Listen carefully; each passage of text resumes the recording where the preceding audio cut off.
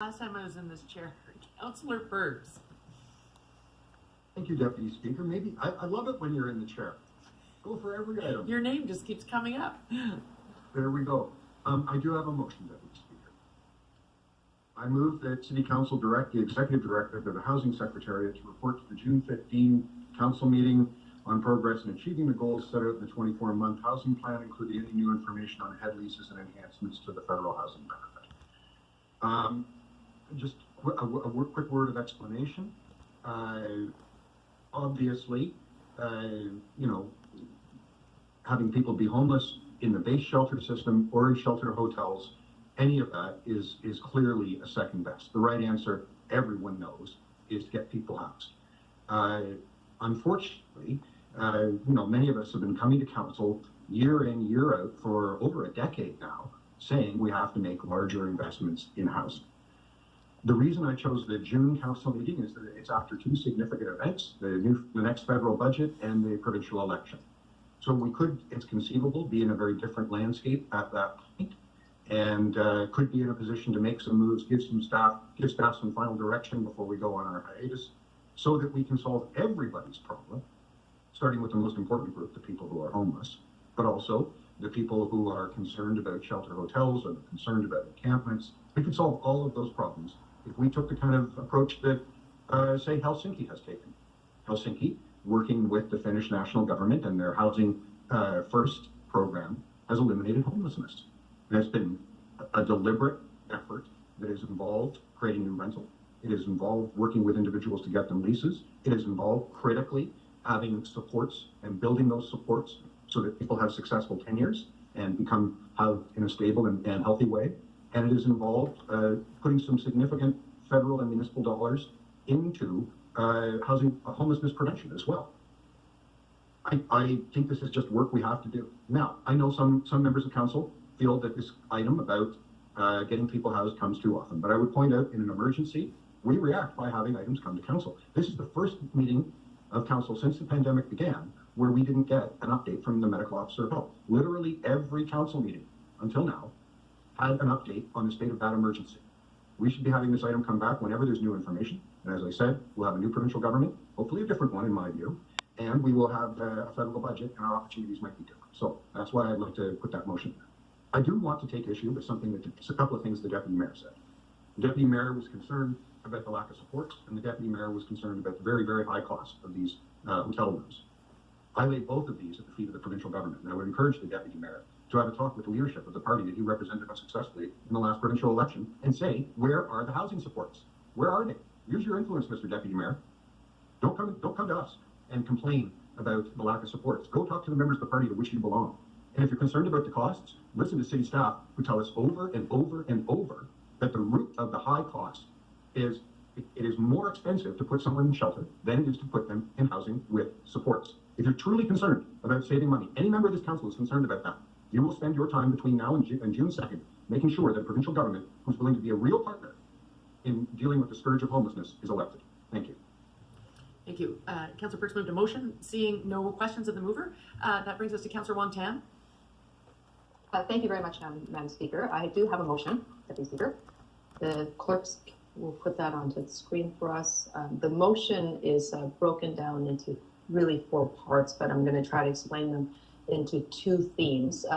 Theme number 1 is about the hotel uses themselves.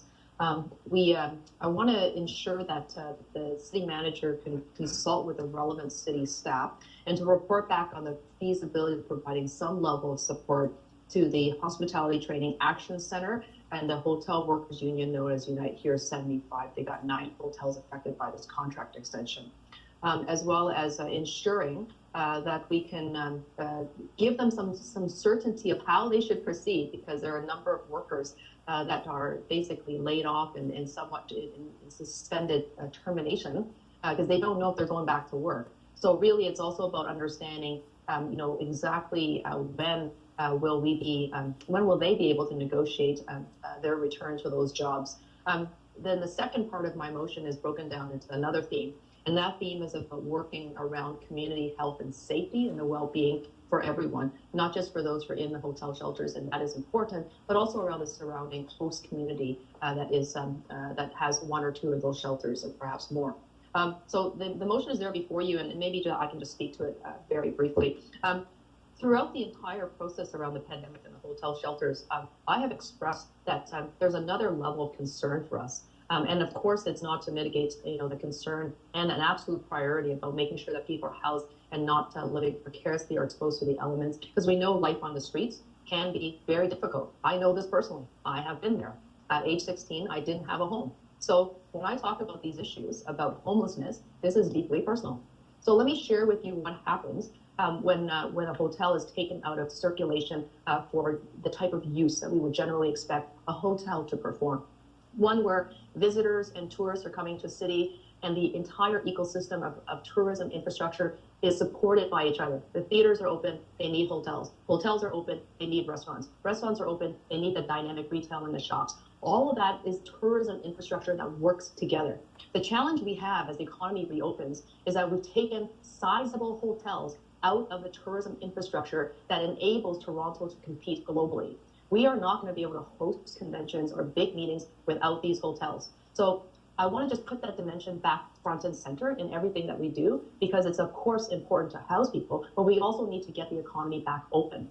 And who is not benefiting while the hotels are repurposed for temporary hotel shelters? It's the workers. These are low, generally racialized individuals. They are individuals that are dominated by women. They have been unemployed for the past 2 years. And we've done that.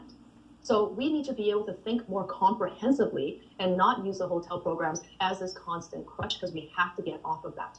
Councillor Perks' motion is excellent. It's very similar to motions that I have moved in the past about moving people into housing, whether it's a form of portable subsidies that allows people to be dignified and well housed on their own, or it's about making sure that we build more housing or supportive housing wherever we can. I just went through a debate again at the floor of council, and I know that it happens when we can't connect the dots about why we need more supportive housing and the deeply affordable supportive housing that we need, and then we have problems that then manifest itself in such a manner. Madam Speaker, these things require more dynamic and comprehensive holistic thinking on the part of council. Because hotel shelters are not sustainable, we know that. It's also not a great way for people to live. To be living in a shelter hotel program. They don't want to be in a shelter, because at the end of the day, it is a shelter. It was always supposed to be temporary, life-saving, but temporary. It's time for us to take bolder action as we move forward and get the economy open and get those workers back into the hotels. Thank you very much. Thank you. Councillor Carroll to speak.